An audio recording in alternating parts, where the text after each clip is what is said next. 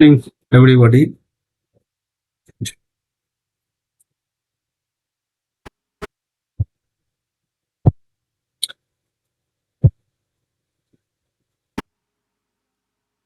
চার্টে চলে আসি। এটা হচ্ছে ব্যাংক নিফটির চার্ট, এটা নিফটির চার্ট, এটা সেন্সেক্স এর চার্ট। তিনটে চার্টই মোটামুটি একই রকম।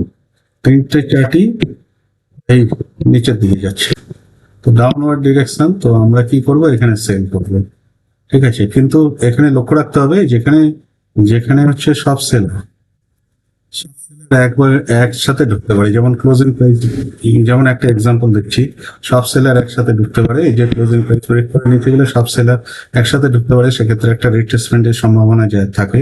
সেই জায়গাগুলো অ্যাভয়েড করতে হবে। যেখানে একটু কনফিউশন বা যেখানে মনে হচ্ছে সেলার কম ঢুকতে পারবে, সেইখানে আমাকে সেল করতে হবে।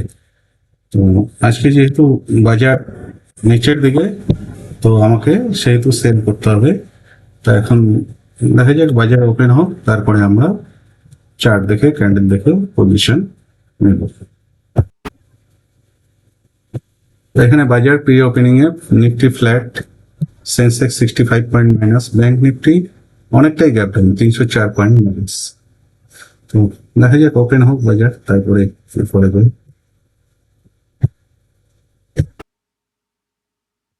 তো এখানে যেহেতু নিচে যাওয়ার চেষ্টা করছে, তো এখানে একটা সেল সাইডে পজিশন করে নিচ্ছি।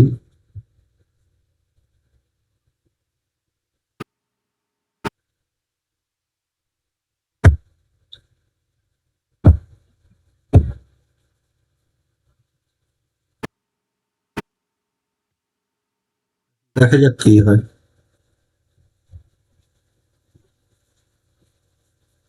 আমার এটা সেল সাইডে পজিশন করে দিলাম, দেখা যাক কি হয়। অনেকক্ষণ বসেছিলাম, ভাবলাম প্রফিটটা বড় হবে, কিন্তু এ তো দেখছি মানে আমাদেরকে ভেলকি দেখাচ্ছে।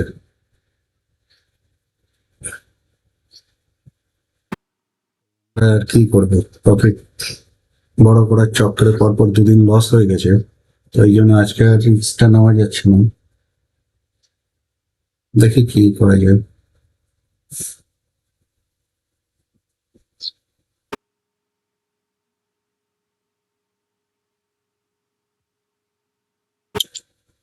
কারণ এই লসের একটা মানে মেন্টাল প্রেশার থাকে, সেটা থেকে একটু রিলিফ পরপর দুদিন লস হওয়াতে। দেখি একটু অপেক্ষা করি। অনেকক্ষণ পরে মোটামুটি একটা টার্গেট পাওয়া গেল, তাও ভালো না, মোটামুটি আর কি। তো আমরা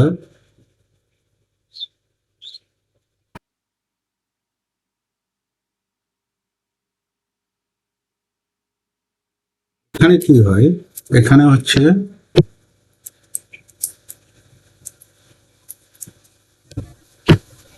এখানে হচ্ছে sorry, এখানে ওই যে এখানে হচ্ছে gap down opening, gap down opening এ সেলাররা আর প্রফিট বুকিং করেনি, সেলাররা সেফ হয়ে যায়, আর বায়াররা ট্র্যাপ হয়ে যায়। তো বায়াররা কি করে, বায়াররা হয় এখানে অ্যাভারেজ করে, আর না হয় বায়াররা ধীরে ধীরে নিচে গেলে তাদের স্টপ লস হিট হতে শুরু করে, পজিশন কাটতে শুরু করে, সেই একটা জিনিস চলে। সেই জন্য এখানে বায়াররা ট্র্যাপ হয়ে যায়, সেই জন্য মার্কেট একটু নিচের দিকেই যায়, এখান থেকে উপরে ওঠে না। তো সেই জন্য আমি এখানে সেল সাইডের পজিশন বানিয়েছি।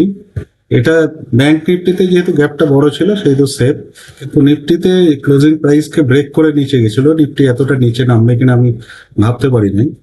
যাই হোক, নিফটি পরবর্তীতে নিচের দিকেই মুভমেন্ট দিয়েছে। তো আমরা প্রফিট মোটামুটি পেয়ে গেছি। দেখে একটু অপেক্ষা করি প্রফিটটা বড় হয় কিনা।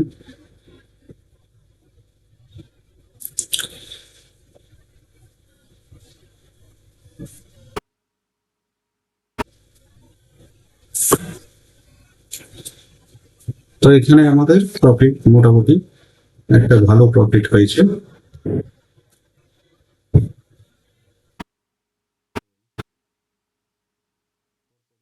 এরপরে এই প্রফিটটা অনেক ভালো প্রফিট। তো আমরা